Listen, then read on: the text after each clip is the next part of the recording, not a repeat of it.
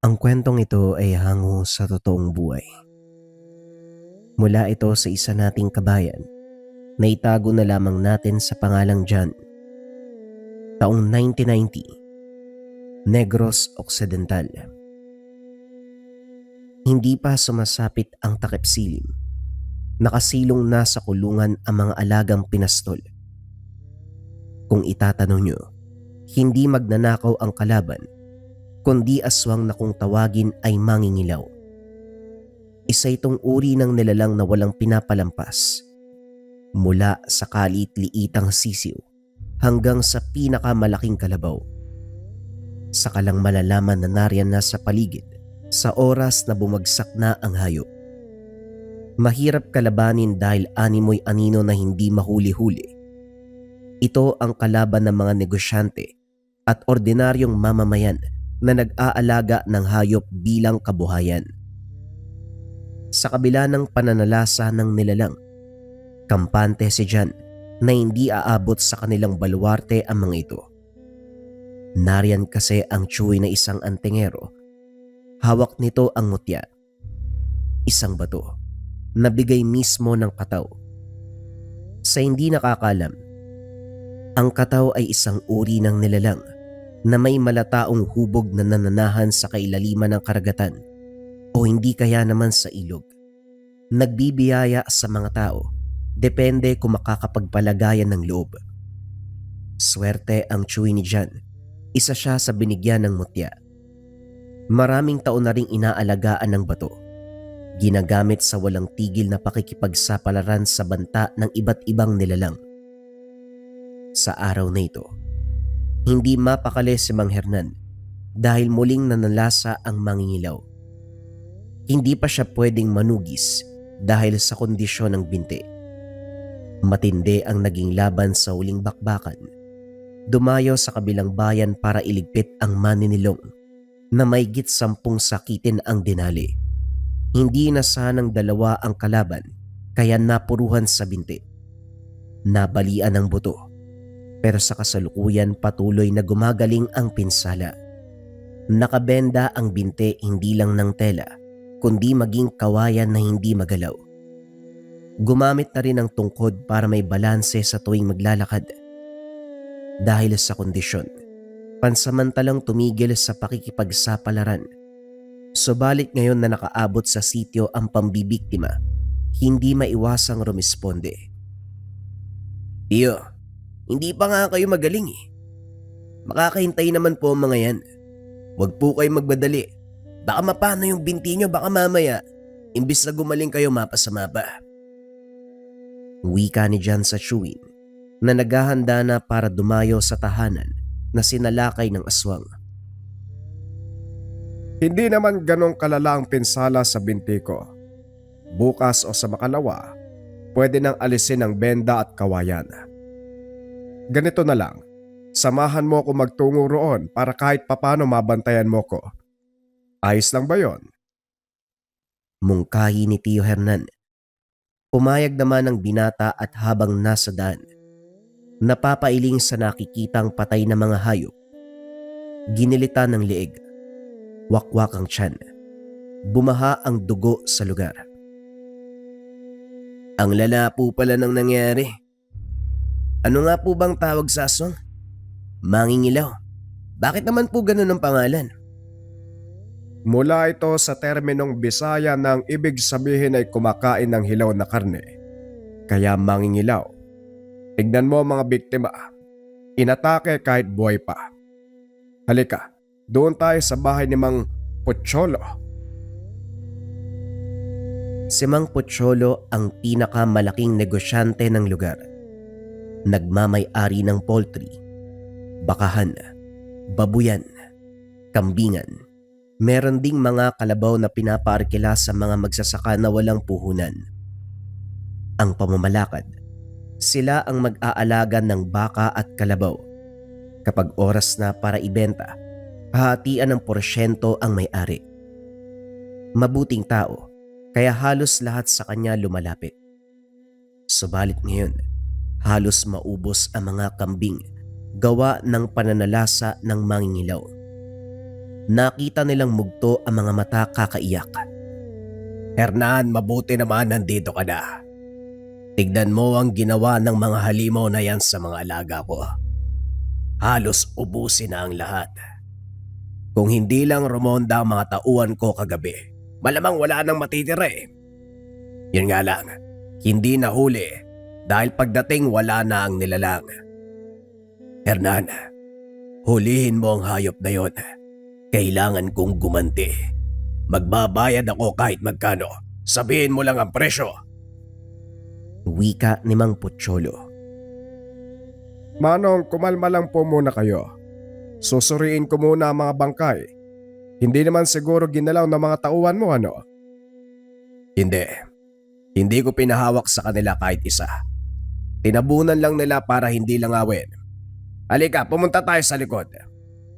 Pagdating sa likuran ng bahay, bumungad ang hindi mabilang na bangkay ng kambing. Hinawi ni Tio Hernan ang takip ng trapal. Napailing ng masipat ang kalagayan. Kumpara sa dinaanan kanina, pugot ang ulo, wakwak ang tiyan, pero hindi ginalaw ang lamang loob. Dugo lamang ang kinuha. Sinimulan ni Tio Hernan ang pagsusuri hanggang sa napansin ang bakas sa hindi kalayuan. May bakas ng kakaibang paa sa lupa. Nang pakiramdaman, walang duda, ito ay mula sa mangingilaw. Sinuri ang buong paligid. Dito napagtanto na sinubukan din ng nilalang na pumasok sa bahay. Hindi lang nangyari dahil nagkaroon ng putukan. Dinampot ni Tio Hernan ang mga basyo. May isa na merong dugo. Sa loob-loob ng antingero, sertiyang tinamaan ang nilalang. Tio, tinamaan naman po pala eh. Baka ngayon patay na yung aswang. Ilang basyo din yan, no? Hindi uobra ang ordinaryong bala sa ganong klase ng nilalang. Pero dahil tinamaan, posibleng may epekto pa rin. Hindi nga lang ganong kalala. Magsisilbi na itong tanda na hindi basta-basta ang lugar na ito. Hintayin mo ko rito. Kakausapin ko lang si Mang Pocholo. Habang tumatambay sa labas, pinanood ni Jan ang mga tauhan na inabisuan ng tiyuhin. Iniligpit nila ang bangkay ng kambing. Matapos sunugin ay inilibing. Sa kalagitnaan, napansin ng binata ang isang lalaki na naiiba sa lahat. Ang mga trabahador kasi ay merong palatandaan. May bandana na itim. Ang taong ito ay wala. May malaking sombrero. May nakasugbit na itak sa tagiliran. Mga titig na aakalain mong nanlalamon. Lumapit ito nang mapansin na nakatingin ang binata. Inosenteng sinundan ng titig ni Jan. Manong, dito po ba kayo nagtatrabaho? Bakit hindi ka po tumulong? Mukha ba akong trabahador sa itsura kong ito? Bumisita lang ako dahil sa balita na pananalasa ng aswang. Ang dami palang biktima, ano? Ikaw ba? Kaano-ano mo yung lalaki? Hindi pa naman matanda pero gumagamit ng tungkod. Paano ang binti niya? Si Tio Hernan, tiyuhin ko. Isang antingero. Nandito siya para suriin ang kaganapan. Kung ako ang mangingilaw, magtatago na ako dahil nariyan na si Tio Hernan. Walang aswang na nagtatagal kapag siya na ang kaharap eh. Wika ni Jan. Kaagad ding napatitig sa matanda dahil sa pagtawa nito. Ilang beses ko na siyang nakita, pero ngayon ko lang nakilala ang pangalan. Hernan ka mo, ano? Yung binti niya na paano ba? Napuruan po sa uling laban kontra Maninilong. Hindi napansin na dalawa pala eh. Pero ngayon, umayos naman ang kalagayan. Saan niyo po pala nakita si Tio Hernan? Ano po pala ang pangalan niyo? Tawagin mo ko sa pangalang Jacinto. Palaboy-laboy lang naman ako. Pero gusto kong makiusyoso sa ganitong kaganapan. Hindi naman sa nakikichismis lang. Mas mainam na may alam sa kaganapan, hindi ba? Tama ka dyan, Manong. Ako nga kahit nagagalit si Tio Hernan, pumupuslit pa rin ako eh. Bilang mayayaman sa lugar na to, tungkulin nating alamin ang pangyayari sa paligid. Para makapaganda kung sakaling may banta. Hindi ho ba? Tama ka naman, iho. Nakakaliw ka palang kausap. Oh, tungkol dun sa pagsusuri ng tiyuhin mo, kumusta naman? Hindi ko nga po alam eh. Isa lang ang sigurado ako dito. Sa oras na tugisin ni Tio ang mangingilaw, wala na itong takas. Magiging pataba na yun sa lupa kapag nagkataon. Humaba ang usapan. Hindi rin mawari ng binata kung paanong naging palagay kaagad ang kalooban sa kausap. Kung papansinin kasi ang dating nito, naroon ang tikas at lakas ng presensya. Pero sa kanilang pag-uusap din, naramdaman ng binata ang kabutihan. Naudlot lamang nang lumabas si Tio Hernan. Hindi rin maunawaan kung bakit nagmamadali sa pag-alis. Ipapakilala sana sa tiyuhin. Sa tahanan, binabahagi ni Tio Hernan ang natuklasan sa kaganapan. Tahimik na nakikinig si Jan kahit walang naiintindihan. Maya-maya pa, hindi napigilang sabihin ang tungkol kay Mang Jacinto. Kunot noong tumitig ang tiyuhin. Naalala ko ang sinabi ni Mang Jacinto. Dapat talaga maging alerto sa nangyayari sa paligid lalo na kung may kinalaman sa aswang. Sayang po talaga. Gusto ko siyang ipakilala sa inyo kaso nagmamadali siyang umalis eh. Sa tingin nyo, antingero ba siya katulad nyo? Ayaw kasing sabihin eh. Sinasabi ko sa iyo ilang ulit na, hindi ka pwedeng basta nalang makipag-usap sa kahit kanino. Malay natin kung sino yung nakilala mo. Mamaya bait-baitan tapos sa uli, may balak pala na masama sa'yo. Iyo, nauunawaan ko po ang punto nyo pero iba si Mang Jacinto. Nararamdaman ko ang kabaitan niya sa kabila ng nakakatakot na presensya. Balang araw, magkakakilala din po kayo. Kung mangyayari yun, sana magkasundo kayo.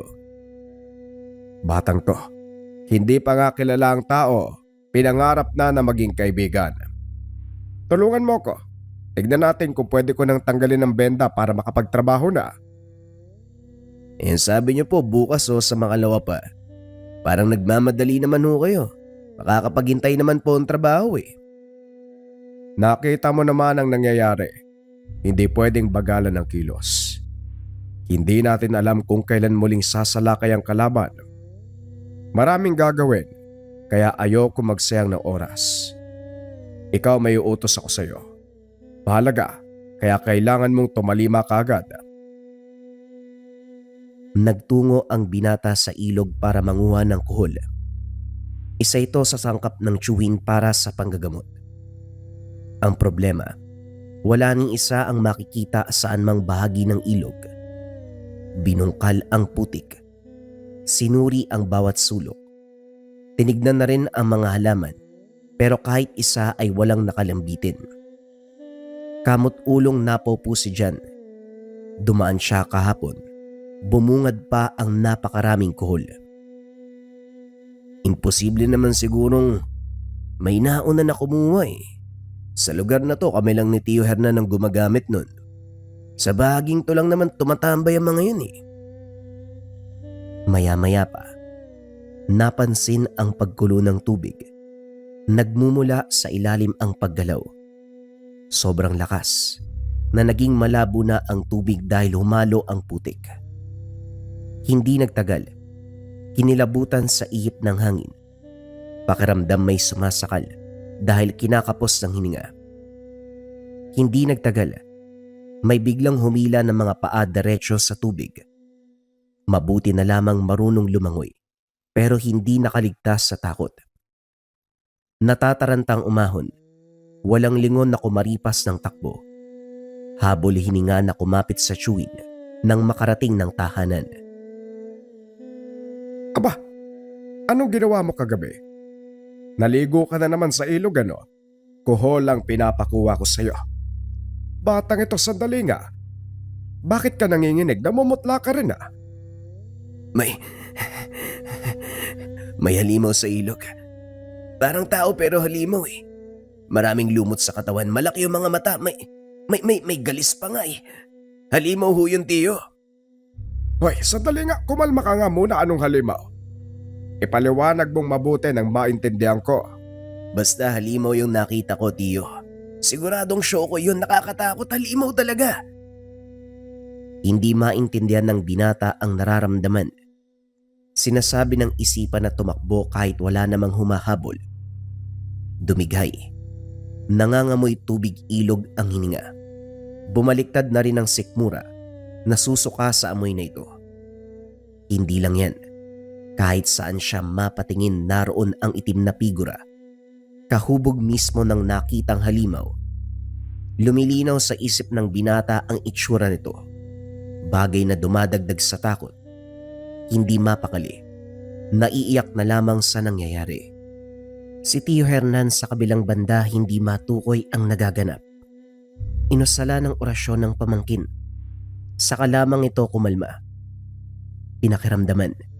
Hindi makapaniwala nang magbigay ng senyales ang tangan. Kilalang kilala ang enerhiya.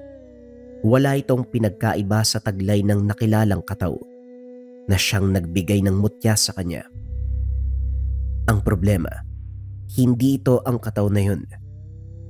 Ngayon lang din napagtanto ang sinami ni John na halimaw. Pagkatapos pakalmahin ng pamangkin, nagtungo ng ilog. Sa ilog na ito natagpuan ang kataw. Nanguha siya ng kohol nung araw para ulamin. Aksidenteng nakasalamuha ang nilalang na sa paningin niya ay isa lamang ordinaryong tao.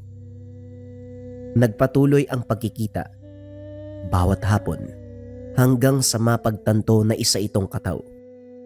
Nag-iwan pa ng mutya bago lumisan.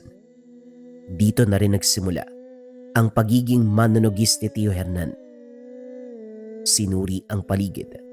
Walang mga kuhol na makikita. Mababaw ang tubig. Hindi normal ang lasa. Higit sa lahat, may kakaiba sa hangin. Ganitong ganito ang nangyayari sa tuwing nakakasalamuha ang kataw noon. Hindi naglaon nagritual si Tio Hernan. 3 beses ng pagkumpas ng kamay sa mismong tubig. Sasabayan pa ng orasyon. Maya-maya pa mula sa hindi kalayuan, umusli ang ulo ng kataw. Nakababad ang katawan sa tubig na kaagad nagbigay ng banta. Gayunpaman, hindi umatras ang antingero. Maigpit ang hawak sa tangan, taas noong hinarap ang nilalang. Magandang araw, kaibigan. Pasensya na kung naistorbo kita. Gusto ko lang naman itanong kung ikaw ba ang halimaw na gumagambala sa pamangkin ko. Dumito siya kanina eh. Bumalik at bukang bibig ay halimaw. Maaari bang malaman ko nung ginawa niya para ikagalit mo? Wika ni Tio Hernan. Alisto siya sa pwedeng mangyari. Lumika lang ito ng ingay, katulad ng tunog ng manok bago mangitlog, o hindi kaya naman kawayan na humagupit ng hangin. Nanatili ito sa tubig, palipat-lipat pero hindi magawang lumapit. Hinamon ng antingero subalit naging maingat din ang nilalang. Masama ang titig. Umakma ng pagsugod pero hanggang doon lang. Hindi naman inalis si Tio Hernan ng tingin. Malingat lang sa kilos, posible siyang mapuruhan. Lumakas ang banta ng kataw. Nagsimula ng kumilos ang tubig. Bababa at tataas na lang bigla. Umahon si Tio Hernan. Nanatiling nakadistansya sa mismong ilog. Binalot na rin ng proteksyon ang sarili. Nang mapansin ito ng nilalang, tumigil sa pagbabanta. Bumalik sa normal ang tubig. Lumangoy palayo nang hindi nagpapaalam. Habang lumalayo, masama pa rin ang titig sa kanya na para bang si Tio Hernan ang may atraso. Hindi siya ang kataw na nagbigay sa akin ng mutya. Kakaiba ang itsura niya. Sino kaya ang isang yon? Marunong namang magtabi-tabi si John, kaya imposibleng nagkataon ang kaganapan na ito. Kung sadya man ng pag-atake, patawad na lang talaga sa lahi ng mga kataw. Mapipilitan akong isa-isahin kayo. Bulong ni Tio Hernan. Mahina man ito, pero siguradong maririnig ng Kataw. Bagay na hindi alam ng antingero, lalo na ang bantang hagupit sa kanilang dalawa ni Jan. Bumalik si Tio Hernan ng bahay. Sinuri ang pamangkin na kasalukuyan pa ring natatakot. Natigilan ng mapansin ang braso nito. Puno ng latay na para bang may dumikit na linta. Namumula pa. Nang hawakan ay napasigaw. Dali-daling isinailalim sa gamutan. May natira pang kuhol, kaya inihanda sa orasyon. Pagkatapos niya, pinahiran ng haplas ang bahagi at ipinatong ang mga kuhol. Ito ang pamamaraan ni Tio Hernan. Sa basbas ng mutya ng Kataw at dasal, ang kuhol na mismo ang sisipsip ng lason o anumang karga ng sumpa.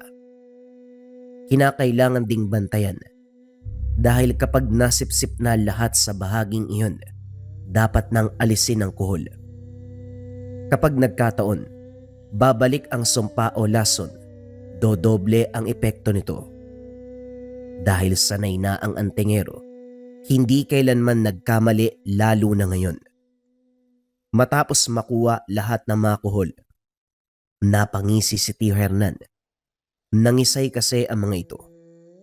Indikasyon na naalis sa katawan ng pamangkin ang banta. Tinipon ang mga ito sa iisang lagayan at tinakpan ng papel na sinulata ng orasyon. Sa ganitong paraan, mananatili sa iisang lugar ang sumpa at kapag lilipas ang oras, tuluyang mamamatay, mawawalan ng bisa. Nang masiguradong ligtas ang pamangkin, inilatag ang patay na kuhol sa harapan. Tinitigan nitong mabuti. Inaral ang bawat impormasyon na napapansin dito. Sa pagdaan ng ilang sandali, bumalik sa kanalalagyan ni Jan para suriin ang bakas sa braso. Dito sumagi ang katawan ng kambing na sinuri sa tahanan ni Mang Pucholo. May ganitong bakas na makikita bukod sa kalmot at kagat. Nang pagtagpi-tagpiin ang kaganapan, napabuntong hininga. Kung ganon, hindi lang mangingilaw. Sumisingit din ang Kataw. Ano nga bang nangyayari? Ngayon lang ako nakasalamuha ng insidente na iisang biktima pero dalawang magkaibang halimaw ang umaatake. Pero paano yung sa Kataw? Hindi naman sila nakakababad sa lupa. Bago tuluyang mahulog sa malalim na pag-iisip, malakas sa katok ang pumukaw ng atensyon. Nang pagbuksan, kunot noong binati ni Tio Hernan ang karap na lalaki. Kung hindi lang sumilip si Jan, hindi makikilala. Mga Zindo, napadalaw po kayo. Tio Hernan, siya po pala yung binahagi ko sa inyo. Siya ang nakausap ko doon sa bahay ni Mang Pucholo. Tuloy ho kayo. Bumalik ka nga sa loob ng kwarto dyan. Kakatapos lang kitang gamutin eh. Huwag ka maglikot. Ako nang bahala sa bisita natin. Pumasok ka na. Saka lang nagpatuloy ang usapan nang umalis ang binata. Magpapakilala pa ba ako? Sinabi na ng pamangkin mo ang pangalan ko. Wika ni Mang Jacinto. Komportable pa itong naupo matapos dumako ng mani sa mesa. Nakita na kita eh. Ilang beses na. Jacinto pala ang pangalan mo, ano? Anong sadya mo? Anong oras na? Hindi ito ang oras ng pagbisita. Lalo na, hindi naman natin ganong kakilalang isa't isa. Tama ka, pero baka magbagong isip mo sa sasabihin ko. Marunong kang makipag-ugnayan sa mga Kataw, hindi ba? Tulungan mo ako makausap sila. May bagay akong gustong malaman. Napalunok si Tio Hernan. Nagtataka kung paano nito nalaman ang bagay na yun. Siguradong hindi sinabi kay Jan ang tungkol dito. Saan mo nakuha ang impormasyon na yan? At saka anong Kataw? Huwag mo nang ipagkaila. May mutya ka nga na mula sa Kataw eh. Sige, kung gusto mo ng rason, matapos mabiktima ng marami kong hayop, Sinugod ang mga magulang ko. Pinasok pa sa tahanan. Kahit nakaratay na lang sa banig, hindi pa rin nila pinatawad. Matutulungan mo ba ako? Teka, sandali nga. Sinasabi mong pumunta ang kataw sa inyo. Biniktima ang mga alagang hayop tapos pumasok sa bahay para mga magulang mo ang biktimahin. Niloloko mo ba ako? Paanong makakakilos ang kataw sa lupa? Walang kataw na umaalis sa tubig. Paano kung meron? Paano kung may kataw na naglalakad at siya rin kalaban mo ngayon? Tuluyang naagaw ng matanda ang atensyon ni Tio Hernan. Binasang mabuti ang kilos nito. Pero walang pinapaiwatig kung hindi katotohanan. Kung meron ka ding karunungan, bakit hindi na lang ikaw ang lumutas ng problema mo? Natatakot ka bang mapatunayan na mali ang inaakala mo sa kataw? Buhay akong saksi. Mismong mga mata ko nakakita.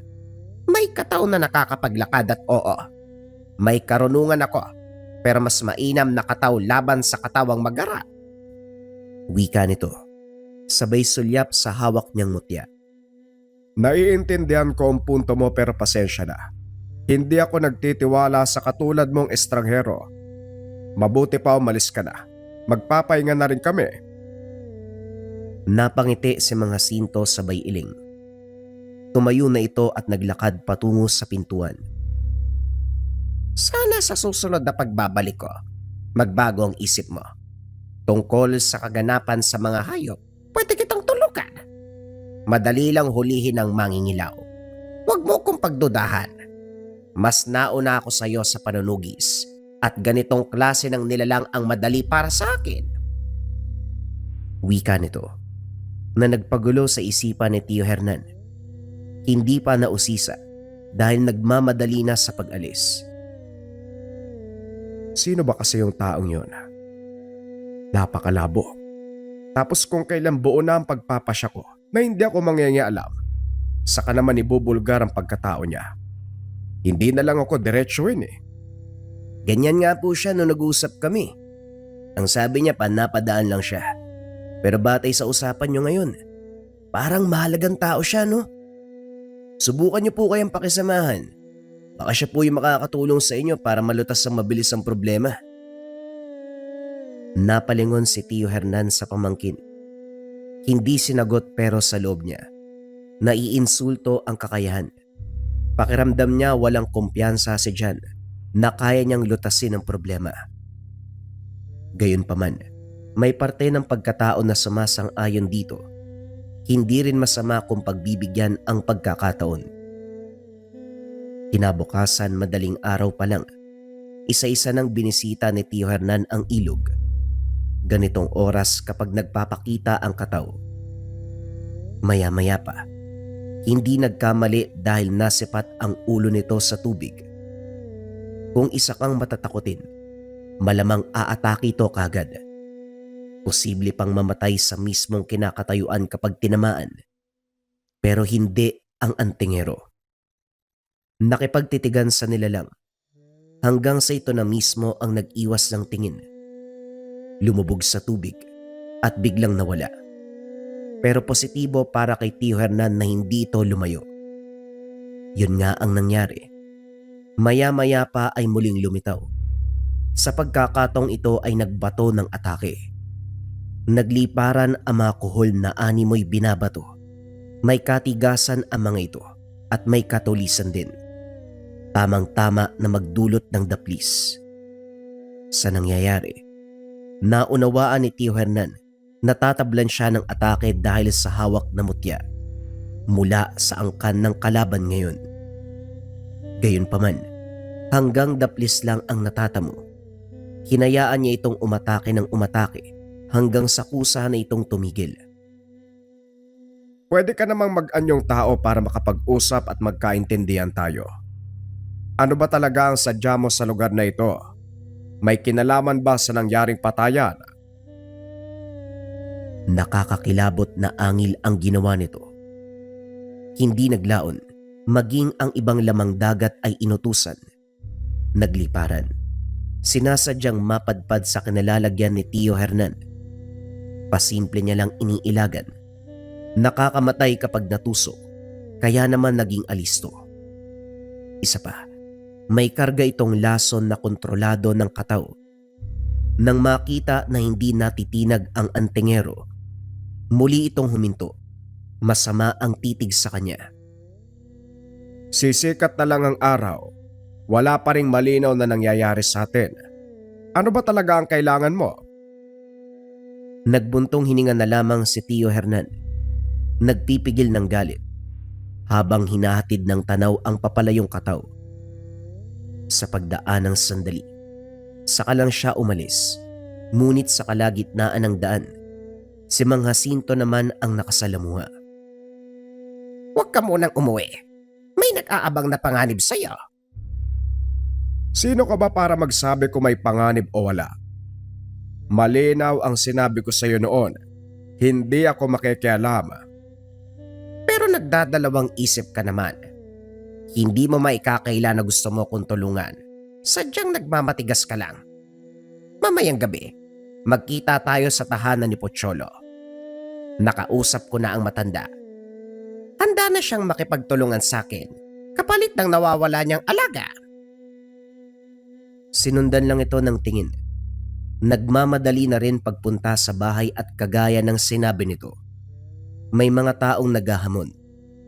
Si John na naiwan, natataranta kung paanong makipag-usap sa mga ito. Hindi na rin nagtaka ng masipat si Mang Domingo.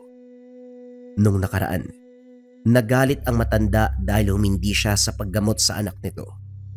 Sapi ang kaso, bagay na hindi pinapakialaman ni Tio Hernan. Pakikipagsapalaran sa aswang, maligno, engkanto, at iba pang mga elemento't nilalang. Hindi kasama ang sapi ng ligaw na kaluluwa o demonyo. Ibang usapan na ang mga ito. Ay naku, ano ba talagang gagawin ko? Ang dami ko ng problema. Dumagdag pa tong matanda na to. Hoy, ano ba talagang sadya nyo? Diyan, nasaktan ka ba? Hindi naman ho, pero binabasag nila yung mga gamit eh. Ikaw din po ang hinahanap nila. Etong si Mang Domingo, sinabi nang hindi kayo gumagamot ng mga sapi-sapi na yan pero nagpupumilit pa rin. Namatay po ang anak niya, kaya ikaw ang sinisisi. At bakit? Siya lang ang dapat sisihin dito. Kung ginamot mo lang sana ang anak ko, hindi pa siya patay ngayon. Masyado kang bilib sa sarili mo, Hernan eh. Akala mo kung sino magaling na pumipili lang ng pasyente. Palibasa wala akong pera na ibabayad eh, kaya hindi pinapansin yung pagdulog ko. Sige na, gibayin niyo ang bahay nang mamatay na ang taong yan. Sige, subukan nyong gibain. Ako maghukay ng libingan para sa inyo. Sige, sirain nyo. Ano, tutulong pa ba kami? Dito natauhan. Kanya-kanya sa pag-alis ang mga kasama ni Mang Domingo. Ito na lang ang naiwan. Hoy, saan kayo pupunta? Bumalik kayo anak na, hindi pa tayo tapos dito. Hernan, babalik ako at sisiguraduhin ko. Nagulat ang magtiyo nang biglang sumuka ng dugo ang matanda. Napakarami ng nilabas niya at nakatayo sa likuran ang kataw. Ang nilalang na nakakasalamuha ni Tio Hernan sa ilog. Nakangisi ito. Dito na unawaan ng antingero ang sinabi ni Mang Jacinto. Nakakatayo sa sariling mga paa ang nilalang. Nakakalakad. Nakakagalaw. Sa isang kurap na wala sa kanilalagyan at sa puntong ito sila ang sinisisi sa pagkamatay ni Mang Domingo. Lahat ng tao masama ang tingin. Wala na kasing ibang maituturo na salarin. Isa pa, sa bakuran mismo nangyari kaya para sa mga tao, sila ang pumatay sa matanda. Sa takot na makulong, nagmamadali sa pagtakas ang magtiyo. Hindi inasahan ni Tio Hernan na aabot sa puntong ganito. Mabuti na lang nariyan si Mang Jacinto, nag-alok ng matutulayan. Gayon pa man hindi maiwasang isipin ang pangyayari. Huwag kang mag-alala, naroon ako. Katawang pumatay sa matanda, hindi kayo. Hayaan niyo mga tao. Ganon talaga kapag walang alam. Sariling paniniwala ang pinaninintikan. Teka ikaw, magkalinawan nga tayo. Ano ba talaga ang gusto mong mangyari? Bakit mo kami pinatuloy? Sa tingin mo ba, makukuha mo ang tiwala ko sa ganitong pamamaraan? Ako na mismo magsasabi. Hindi ako nagtitiwala sa mga taong hindi ko lubos sa kilala. Jan, bitbitin mo mga gamit. Lilipat tayo kay Pocholo. Tungkol pala sa matanda. Siya mismo ang humingi sa akin ng tulong para bigyan kayo ng matitirahan. Kung ayaw mong maniwala, kitain mo siya. Pero mag-iingat ka. Baka mapusasan ka ng otoridad kapag nakita ka nila. Hindi nakinig si Tio Hernan. Pinuntahan si Mang Pocholo at kagaya ng sinabi, ito ang humiling kay Mang Jacinto na tulungan sila. Pinaliwanag naman ng negosyante na gagawin ang lahat malinis lang ang pangalan niya. Sa ngayon, kinakailangan magtago para hindi mahuli ng otoridad. Umaasa si Tio Hernan sa tulong nito at para makabawi, ipinagpatuloy ang plano. Sa puntong ito, nagkasundo ang dalawa. Sina Tio Hernan at Mang Jacinto nagplanong mabuti para hulihin ang mga kalaban. Kampante si Tio Hernan dahil wika ng matanda. Siya na ang bahala sa mangingilaw, ang sa kanya paghuli na lamang sa kataw. Isang gabi, naghiwalay ang dalawa. Si Mang Jacinto ang naglibot sa paligid para sa mangingilaw. Si Tio Hernan naman ay nagtungo sa ilog para sa kataw. Katulad ng nakasanayang tagpo, sumalubong ang matalim na titig. Ang kaibahan lang nakatayo na ito sa kalupaan. Inihanda ni Tio Hernan ang sarili. Nag-usal ng dasal pang dagdag proteksyon. Hindi nagtagal sumugod ang kataw. Natigilan ang antingero dahil bigla itong nawala. Kitang-kita kung paano ito tumakbo papalapit. Pero sa kalagitnaan ay naglaho. Maya-maya pa, tumilapon matapos matamaan. Nataranta dahil kinapos ng hininga. Napuruhan ang dibdib na tumama sa puno. Hindi pa nga nakabawi. May humawak sa braso, pasimpleng hinampas sa lupa. Nagmukha siyang papeles sa paningin ng kataw. Kanya-kanya na lamang. Ang dasal at orasyon ay walang nagawa. Bibigkasin pa lang kasi, pero para bang umuurong ang dila. Kalunos-lunos ang kalagayan. Gumagapang na lamang si Tio Hernan, napatitig sa hawak na mutya. Gusto mang questionin ang abilidad, hindi ginawa dahil naniniwalang may balak ang tangan. Nakuwang tumayo pero muli ding natumba matapos sumalubong ang atake ng halimaw. Habol hiningang nakahandusay. Nanlaki ang mga mata sa higpit ng pagkakasakal. Sa sandaling kakapusinan ng hininga, nabuhayan ng pag-asa dahil sa paglitaw ng isa pang nilalang. Hinawakan ang ulo ng kataw at pinugot. Napangiti si Tio Hernan. Sa pagkakataong ito, hindi na alintana ang ginawang pinsala ng kalaban. Napalitan ng tuwa dahil sa inasahan. Muling nagpakita ang kataw na nagbigay ng tangan. Hindi man nakakapagsalita ang nilalang. Ngumiti ito sa kanya. Inabot ni Tio Hernan ang mutya nang ilahad ang palad. May binulong sa bato na siyang bumuhay muli sa bisa. Napinsala ito sa ginawa ng kalaban. Matapos ibalik sa antingero, nagpaalam na rin ito. Lumangoy sa ilog hanggang sa naglaho. Sumakto naman ang pagkakataon dahil dumating si Mang Jacinto. Sabay nilang pinuntahan ang balwarte ni Mang Pocholo kung saan kasalukuyang nananalasa ang aswang. Sinimot ng mangingilaw ang bawat laman ng biktimang hayop. Kikilos na sana si Tio Hernan pero pumigil si Mang Jacinto. May mga tao, huwag ka munang magpapakita. Hinahanap ka ng mga yan dahil sa nangyari kay Mang Domingo. Maghintay ka rito. Dadaling ko sa malayo ang aswang. Kapag sinundan ako, kumilos ka na rin. Mabuti na lang, mabilis mag-isip si Mang Jacinto. Dahil kung hindi, Ang mga tauhan ni Mang Pocholo na naniniwalang siya ang may kasalanan sa pagkamatay ni Mang Domingo, ito pa ang tumutugis sa kanya. Hindi kilala si Mang Jacinto kaya walang pakialam ang mga ito.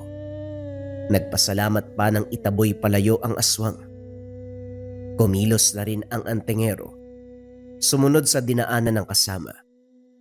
Pero hindi madaling masugod ang nilalang. Nang mapagtanto na malaking banta ang dala ng matanda, lumihis ng daanan. Hindi namang hinayaang makalayo pero nahirapan sa paghuli. Akala ko ba madali lang sa'yo ang paghuli sa mangingilaw? Bakit parang dalawa na tayong nahihirapan? Sa lahat ng sinabi ko sa'yo, ito ang hindi totoo. Kaya nga gusto ko makipagtulungan sa'yo dahil alam kong kaya mong harapin ang mga ito. Buwisit na to, tapos na ang parte ko Pinatay ko na nga yung kataw tapos ito ang sayo. Ako pa rin pala ang gagawa. Masyado ka namang namamangha sa sarili mo. Kataw ang pumatay sa katao. Hindi ikaw na. Huwag mo kong linlangin. Nagulat si Tio Hernan. Hindi inasahan na maging ang tagpong iyon nasaksihan ng matanda. Gayunpaman, ibinalik ang pansin sa kasalukuyang ganap. Sa puntong ito, ginamitan na ng mutya ang kalaban. Sa kabutiang palad na kuwang hulihin kaso ng laban. At sa pagkakataong ito nagkaroon ng laban sa pagitan nila. Ginulat sila sa galaw ng aswang. Ang kilos ng kataw kanina, ganun din ang taglay. Ang kaibahan lang nagagawang sabayan.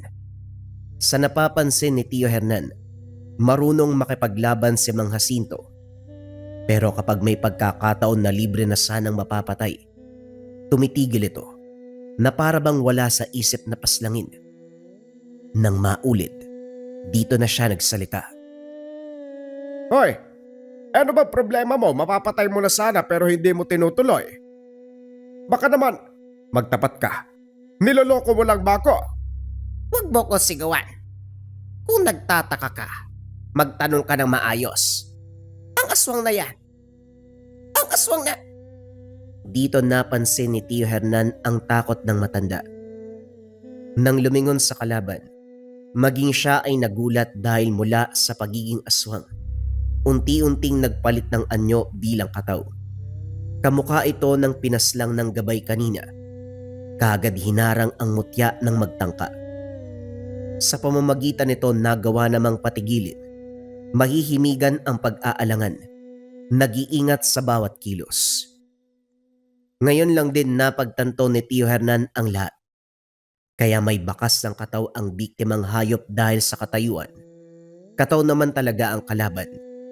Ginamit lang ang itsura ng mangingilaw na siyang nakikita ng mga tao kaya inakalang aswang.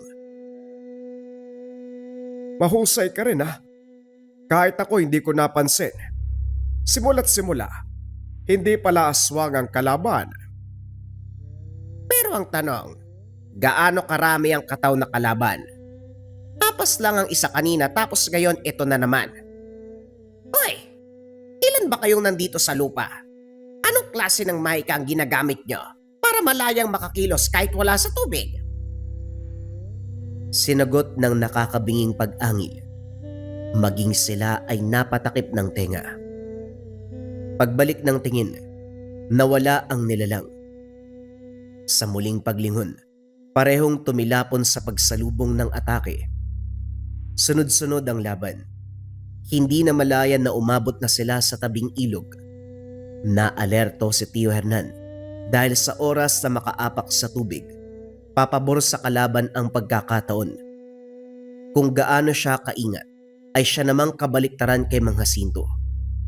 Huli na nang mapagtantong napadpad sa tubig, hindi nakaahon ng may humila pa ilalim. Nahirapan sa pagpapasya. Gustong tulungan si Mang Jacinto pero kasalukuyan pang nakikipaglaban sa kataw. Bawat sulyap sa matanda, kamay na lamang ang nasisipat. Nagsusumikap din na labanan ang humihilang halimaw. Nang makabuelo si Tio Hernan, pinagsabay ang pagsambit ng orasyon at sunod-sunod na suntok. Nakakuyom sa kamao ang mutya. Sa napapansin doble ang pinsala, hindi hinayaang makabawi. Nagpatuloy ang hagupit hanggang sa tumigil sa paghinga ang Kataw. Hindi nakalimutan ang pagpugot ng ulo nito para matuluyan. Pagkatapos, si Mang Jacinto naman ang tinulungan. Nagkahilahan, masyadong malakas ang Kataw lalo na kapag nasa tubig. Dumagdag pa sa pagpapahirap ang malakas sa bugso ng tubig. Ginamitan ng orasyon pero nakakapit pa rin ang Kataw. Si Mang Jacinto sa kabilang banda, nag-aagaw buhay na. Ginawa na ang lahat pero wala pa rin nangyari. Nang masagad ang pasensya ng antingero, wala sa sariling sumigaw ng tulong. Hindi para sa mga taong makakarinig, kundi sa gabay na Kataw. Makaraan ang ilang segundo, lumitaw ang nilalang. Ito na mismo ang nakipagtuos sa kapwa Kataw. Kamuntikan ako. Mabuti na lang naisipan mong tawagin yung halima. Tignan natin kung sino sa kanila ang mananaig. Kataw laban sa Kataw. Nang pagtuunan ng pansin ang kaganapan, mapapakunot ang noo. Ang labanan sa harapan ay animoy makapal na alikabok na tinatangay ng hangin. Walang maayos na figurang matatanaw. Akalain mong naging hangin na rin ang mga ito. Pero mararamdaman ang presensya nila, kaya masisiguradong naglalaban sa harapan. Napapaiwas dahil basta nalang babagsak, babangon muli at muling magtutuos. Nang dumako sila sa tubig, lalong lumakas ang agos nito. Naging malabo ang kulay sa pinaghalong putik. Nagsilabasan ang mga isda't kuhol. Nakalutang na lamang sa tubig. Hindi lang yon ang epekto. Ang mga ibon sa kalapit na mga puno ay nagsilipad. Gayon din ang mga hayop. Malayo naman sila sa lugar, pero naramdaman ang takot. Maya-maya pa nahinto ang pagtutuos. Nagkatitigan ang dalawang Kataw, mata sa mata. Bakit ba nakatayo lang ang mga yan? Utusan mo na. Sabihin mo puksain ang kalabang Kataw. Hindi tumalima si Tio Hernan.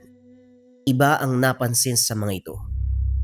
Sa kabila ng panlilisik ng mga mata, naroon ang panghihina. Maya-maya pa unti-unting humupa ang kondisyon ng ilog. Bumagal ang bugso. Dahang-dahang nawala ang hatid na takot. Hindi nagtagal, isa-isang bumagsak ang magkauring Kataw. Tinangay ng tubig habang bumabaha ang dugo. Dali-dali namang sinalo ang gabay na Kataw. Nangihina ang katawan nito. Mabigat na ang pagkurap. Nanguha ng kuhol si Tio Hernan. Kaagad isinagawa ang panggagamot. Hindi naman pumalag ang Kataw kaya nagpatuloy ang gamutan. Pinakamataas na dasal ang ginamit. Maging sa kuhol, mabilis ang pagsipsip ng lason sa katawan nito. Pero sa halip mabuhay, tuluyang na maalam ang gabay. Teka, sandali lang. Huwag ka namang munang mamatay, sandali. Tanggapin mo yung gamot. Hindi pwede to. Tama na, Hernan. Kataw na mismo nagpasya. Hindi tinanggap ng katawan niya ang pamamaraan mo. Ibig sabihin gusto niyang magpahinga. Huwag mo nang ipilit ang mga bagay na hindi pwede. Manahimik ka. Palibasa hindi mo alam ang pakiramdam ng mawala na. Mamatayan din ako, Hernan. Mga magulang ko ang sabay na nawala nung gabing yon. Katulad mo, sinubukan ko silang gamutin sa abot na makakaya ko pero anong nangyari? Wala. Baka nakakalimutan mong tao ka lang. Hindi mo mabubuhay ang sino man gamit sa pamamaraang alam mo. Tao ka lang. Natauan si Tio Hernan. Napasalampak sa tabi ng katawan ng Kataw. Habang nagdadalamhati, dahan-dahang pinaanod ni Mang Jacinto ang bangkay sa ilog. Sinundan lang ito ng tanaw. Hindi mawari kung ano ang mararamdaman. Ang alam lang, wala na ang Kataw na siyang nagbigay ng mutya. Nang makabalik ng tahanan, walang sali-salita. Dumiretso sa kwarto. Walang gana sa pagkilos hindi lang sa araw na ito, kung hindi hanggang sa dumaan ng mga buwan. Ilang buwan nagkulong si Tio Hernan sa kwarto, patuloy sa pagluksa sa kamatayan ng gabay. Maging si John nahirapang kumbinsin. Sa paglipas pa ng panahon, nababahala na sa kalagayan. Ilang beses na kasi nilang nahuli sa ilog, nagbabalak na lunurin ang sarili. Sa kabutiang palad, milagrong nakakabalik sa ulirat. Pero sa pagkakataong ito, pinili na lang na mabuhay ng tahimik. Isa sa rason ang paniniwala ng mga tao na siya ang pumatay kay Mang Domingo. Lumipas na ang panahon, subalit ito pa rin ang naaalala ng karamihan kapag naririnig ang pangalan ni Tio Hernan. Maging si John, nahirapang lumabas. Papaligiran ng mga tao, paparatangan ng kung ano-ano. Ang malala pa, maging siya ay sinabihang mamamatay tao. Si Mang Pucholo na nangakong lilinisin ang pangalan, naging kaaway na rin ng mga tao. At dahil hindi na magawa pa ang tungkulin bilang manunugis o manggagamot, naging palamuti na lamang sa katawan ang ngutya ng kataw. Ginawa na lamang habak. Lumipat sa malayong kabundukan at namuhay ng tahimik. Sa parte ni John, napapailing na lamang dahil ibang-iba na ang tiyuhin kumpara noon. Kung noon ay kinakatakutang manunugis, ngayon isa na lamang ordinaryong mamamayan. Nagtatago pa sa takot na husgahan ng tao. Hindi na sanang binata na ang kamatayan ni Mang Domingo na kung tutuusin ay wala naman silang kasalanan. Magiging dahilan pa para kamuyian si Tio Hernan ng lahat. Sa pagkakatanda, ginagawa lamang nito ang tungkulin pero sa hindi inaasahan. Sa pangyayari na wala silang kinalaman, sila pa ang naparasahan. Umabot sa punto na kapag may taong mapapadaan sa kabundukan, nagmamadali sa pagtatago ang tiyuhin. Ito na ang kalagayan hanggang siya ay namayapa. Ganun man ang nangyari, hindi nakalimutan ng binata ang ginampanan ng yumao. Para sa kanya, ito ang tiyuhin na manunugis at manggagamot. Ito ang tiyuhin na tumulong sa lahat ng mga tao. At ang tangan na naibigay sa kanya, isinama sa libing, isinama sa hukay. Hindi na muling nakita ang isang malakas na tangan na kung tawagin ay mutya ng kataw. Top 5 items na kailangan mo sa Lika Merchandise ngayong 2026. Simulan natin kaagad sa number 1. Number 1, Gunita Bracelet for Good Health Bracelet. Yung energy and vibration na ina-attract ng ating Gunita Bracelet ay nakakatulong sa pagpapaganda ng kalusugan. Laging tandaan mga kabayan, para saan ang ating mga swerte, kayamanan, kung hindi maganda ang ating kalusugan. Kung ang priority mo ay magandang kalusugan, energy and vibration na ina-attract, dito ka sa ating Gunita Bracelets. Number 2, ang ating Gintong Gabay o Gabay Medallion Ethnic Version. Pareho lamang ng bisa to mga kabayan, sa designs lamang siya nagkaiba. Ito Gintong Gabay, ito naman ethnic yung approach. Ang bisa nito mga kabayan ay pampaswerte at gabay sa career, health, love life, and finance. Kung nangangailangan ka ng swerte at gabay sa 4 na aspeto ng buhay ngayon 2026, kung kailangan mo ng guidance sa araw-araw ngayon 2026, dito ka sa top 1 necklace natin, ang Gabay Medallion pangkalahatan. Pili ka na lang ng designs kabayan. Number 3, syempre hindi mawawala ang depensa spiritual mga kabayan. Meron tayong kalusugan at gabay sa araw-araw pero kailangan din natin ng depensa spiritual. Kontra sa lahat ng negative energy, kontra kulam, barang, tigalpo, palipadhangin, usog o kahit anong masamang uri ng sumpa. Ito ang Maracuyo Bracelets mga kabayan. Nandito din yung tinatawag nating rebuelta or sumbalik. Kung ano man yung sumpa na ibinigay sa inyo, ibabalik doon sa taong nagbigay. Kaya sobrang trending ng ating Maracuyo. May 4 na kulay kang pagpipilian. Pwede tong lava na may gintong San Benito, pwede tong white white na may gintong San Benito, pwede itong brown na ethnic version at black na ethnic version. Pili ka na lang, kabayan ko.